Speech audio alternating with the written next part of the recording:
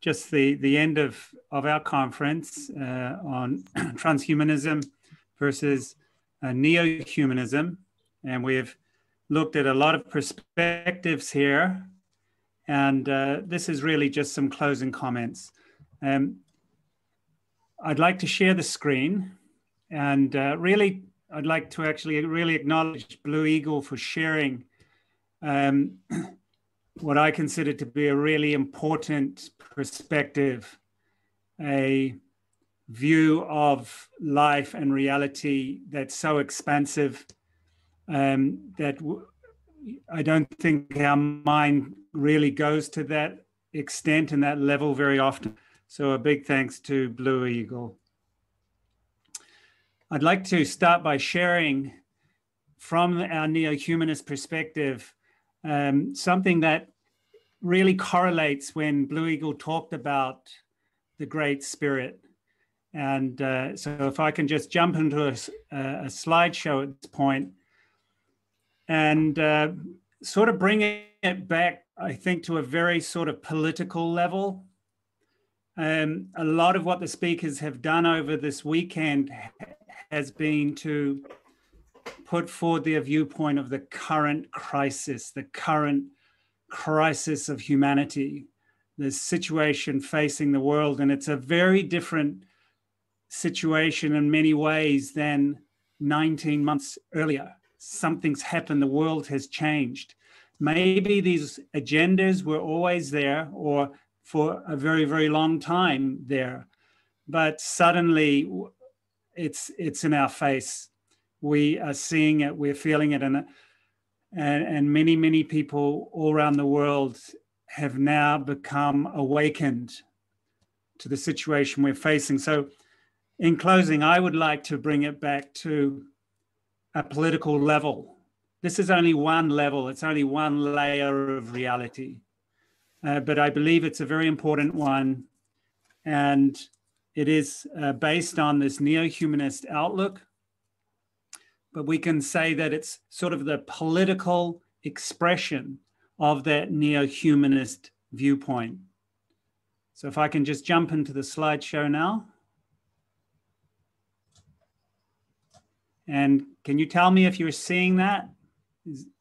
Yeah? Are you seeing the diagram? Yep. Okay, great. So Blue Eagle talked about the Great Spirit in our yogic tradition, from where neo-humanism arises, from the tradition of deep yoga. We have this terminology, supreme consciousness. So Great Spirit, supreme consciousness, it really correlates very perfectly.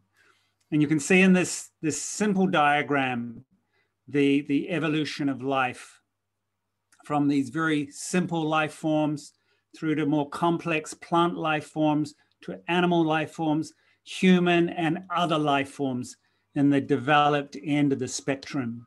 And it's a way of just reminding us that we're all flowing back again to that Great Spirit, that supreme consciousness, that source from which it all came, from which literally the creation has come. And of course, when we look at the human level on our small planet here, we are confronted with the reality that that deep purpose of our human existence has become clouded. It has become confused to the point that we aren't necessarily moving in that direction towards that ultimate state of subtlety, but rather, and you can see here on the red line, there's a flow moving us back into less developed state or into crudity. It's literally the crudification of our human being. So that's where we start bringing in the political level. We're on an incredibly beautiful planet. And again, as our previous speaker talked about, that planet's been taken over. I think it's safe to put it in those terms today. It has been taken over. This is not a short story. It's been going on for a very, very long time.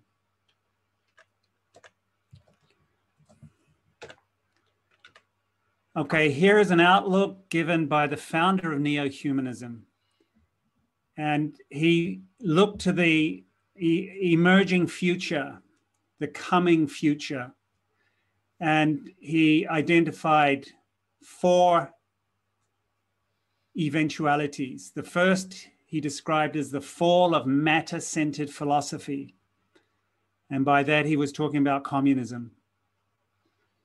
So he stated back in 1979, while in Berlin, at the Berlin Wall, that this matter-centered philosophy that had built this wall of matter would fall in his lifetime.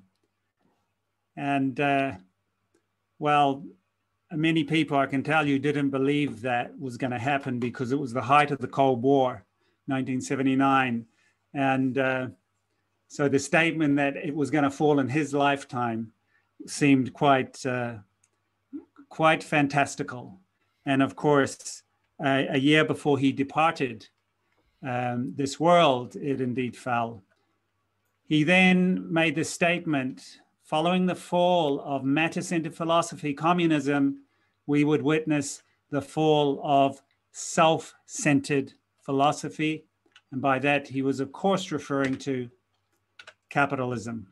So the next to fall would be capitalism, which he defined, and I think it's quite correct to say, a self-centered philosophy. I think most of us on this call, probably all of us, are living in capitalist-dominated societies, and you can see how it, in so many levels, is very much self-centered. He said after that, we will see the fall of dogma-centered philosophy. By dogma-centered philosophy, he was referring to religion. And that was a comment made by the previous speaker also. The state that religion has become today. And in fact, in regarding dogma-centered philosophy, the fall of that, he said it would be sanguinary. Sanguinary, meaning there would be bloodshed in that phase. Why? Because people had fully accepted the dogmas and they will be ready to fight for them. He said the fourth eventuality would be the rise of consciousness-centered philosophy. That idea of consciousness-centered or spirit.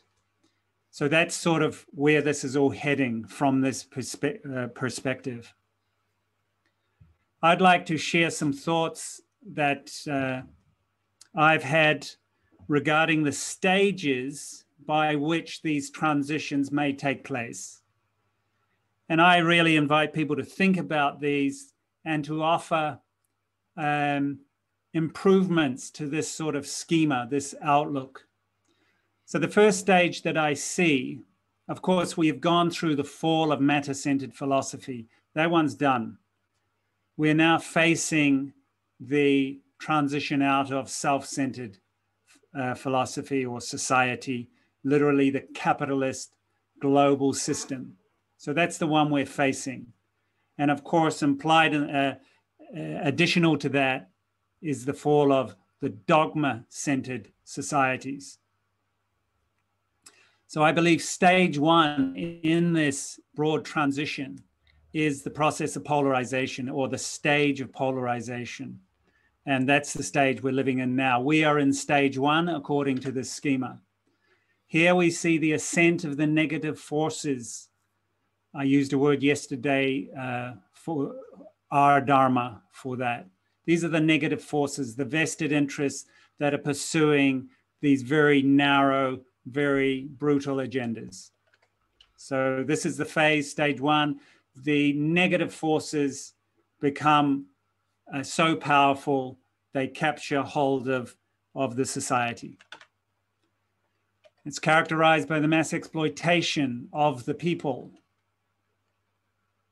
And this is not just economic exploitation. This is exploitation in every level. It is in the realm of science, and we're seeing that today in the context of the pandemic. It's in the realm of culture, where today we're forced to use the word pseudo-culture.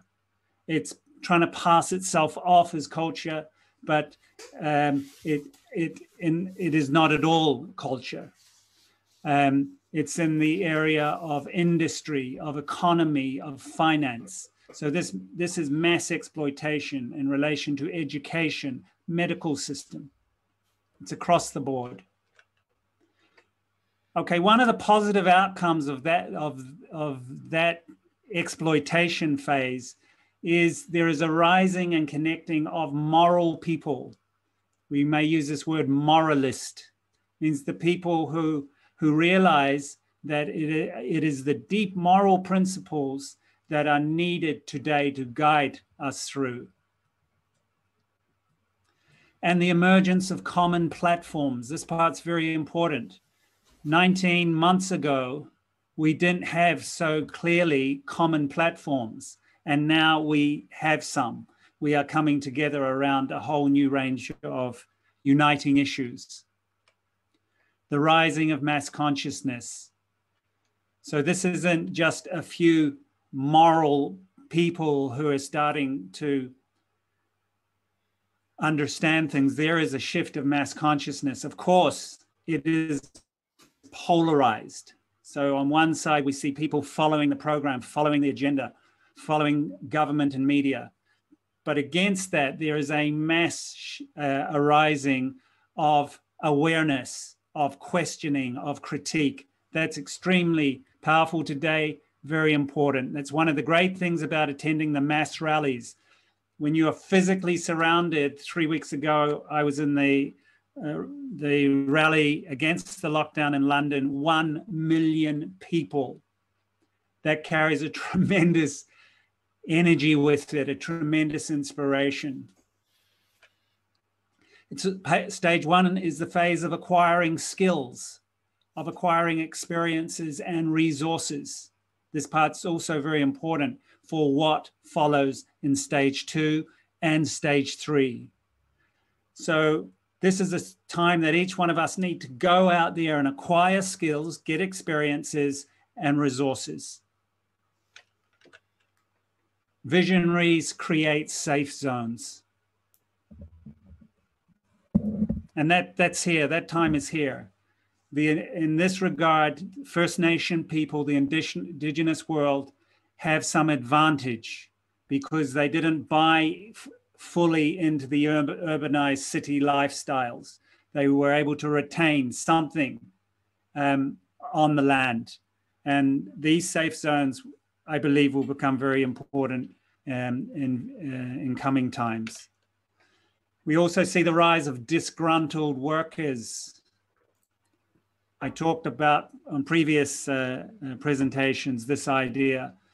In the advanced stage of merchant rule in capitalism, professionals are becoming more and more marginalized, where they are just functionaries. A medical doctor in a hospital is told, you will follow this protocol for this disease or this ailment, sickness. So they're being dictated to what they are to follow, which is why alternative remedies regarding COVID have been simply are not available because they do not turn up on the protocols. Doctors are being reduced to ticking boxes, following protocols created even by non-medical people.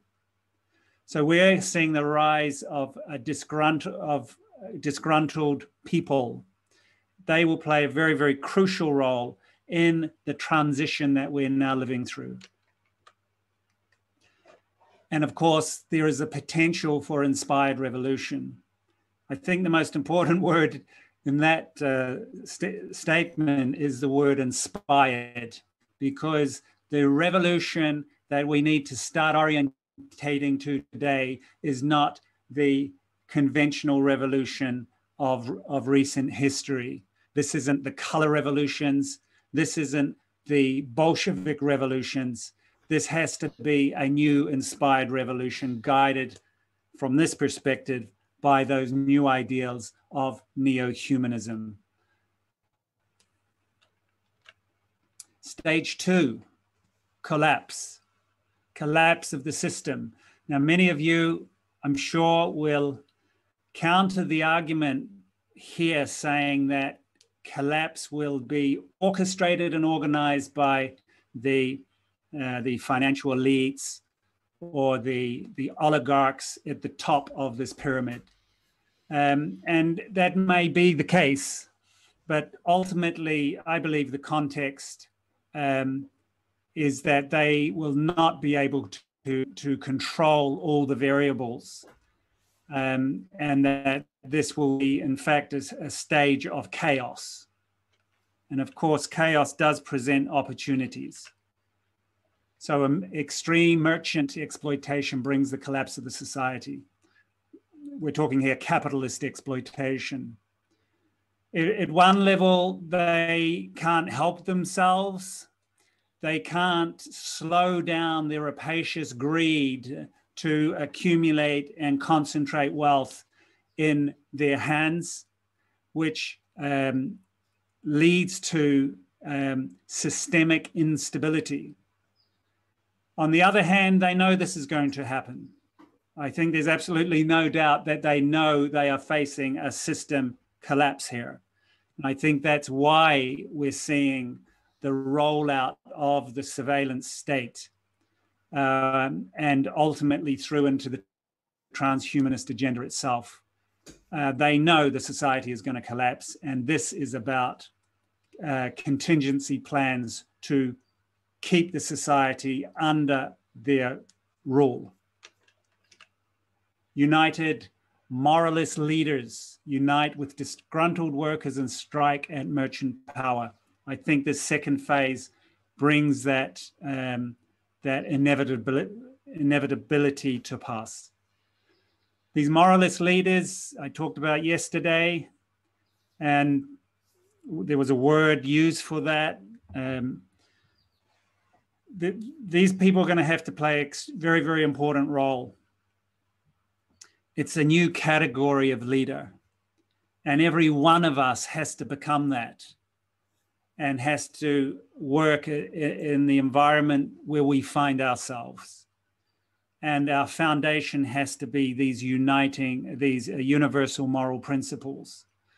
Where this present story went so out of control was the erosion of true moral values.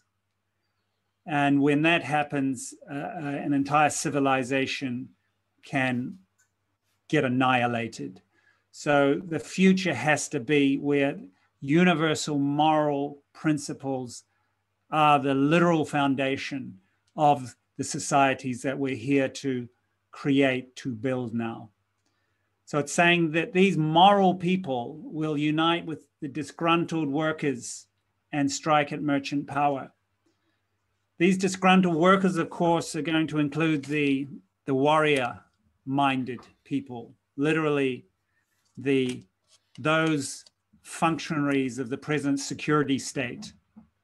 And without the engagement of those within the military and the security apparatus, I don't see there will be an effective transition. So those people are going to play important roles here, but they need to be united with those that are establishing themselves strongly on these moral foundations, and of course in this expansive neo-humanist outlook. And why they have to be very close together in this phase is we don't want another warrior-dominated society that is bereft of those foundational moral principles. That was the story, effectively, of the Russian Revolution. It got taken over from the beginning, in fact, by the warriors. It became a military dictatorship, a totalitarian system. We aren't interested in that. That's obvious. That's finished. That phase of learning of human history. We did that one, we can move on. So that's where these moral leaders have to play a very key role and to contribute to guiding that outcome. From this viewpoint, the future will be, rather, the next phase of human society will be that of the warrior. But we want them united with those moral leaders that will keep it on track. Many talk about natural calamities, and I see no reason why this will not be a time where we may see that playing out around the world. It may be the time also of religious warfare. At some point, it looks like that's going to happen. This phase can be seen as a cleansing, as a deep cleansing where the irrationalities, the dogmas, the limited agendas and defective outlooks are played out and resolved. That means transcended. So it's a time of society in chaos. And this provides the opportunity where the merchant society transitions to that which will follow it, the warrior society mediated by these moral leaders. It's a time where those safe zones may become a matter of survival for a certain period of time. Excuse me, is someone asking something? Stage 3, that then transitions to stage 3. That's the rebuild. That's the new world that we're all here to be part of, to work towards, to bring. Local level moral leaders, this word sadvipra, meaning these courageous moral servants of the society, those who are there to serve the society. They organize at a community level, at their local level. So these moral leaders, or these sadvipras, to use that particular terminology, they need to be at every level of the society, right from the family level, the extended family, the community level, right up to these higher levels. And they need to contribute and play their part there. These united moralists unite with the disgruntled workers and ensure that transition out of merchant power is completed. We see this phase as a shift of human consciousness, this neo-humanist society, and economy. The word here, economy, I think is very important. Of course, we have a very large human population in most parts of the world, and it does need to be coordinated, of course, in those natural rhythms of our biosphere, of our ecosystems, and we can do that. So economy and the formation of viable economic systems are going to be very, very important. An earlier speaker today did talk about cooperation as being the guiding principle in this unfolding future. And regarding economy, I also agree that will be a cooperative-based economy. So this word cooperation is the key at the social and economic level. And I think is, again, an expression of that neo-humanist ideal.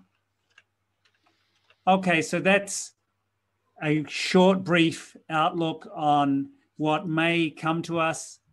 And of course, I'm sure many people have sort of questions to that. And I'm not sure if we really have time to go into that at all now, because we have reached the close of our program, actually. However, we will transition now into a tying up and a closing, and that will be also an opportunity for people to maybe share their positive viewpoint of this unfolding future today. So I'd like to thank everyone and to thank all the organizers for creating the program. It's been a great pleasure to be part of that. So thank you, everyone.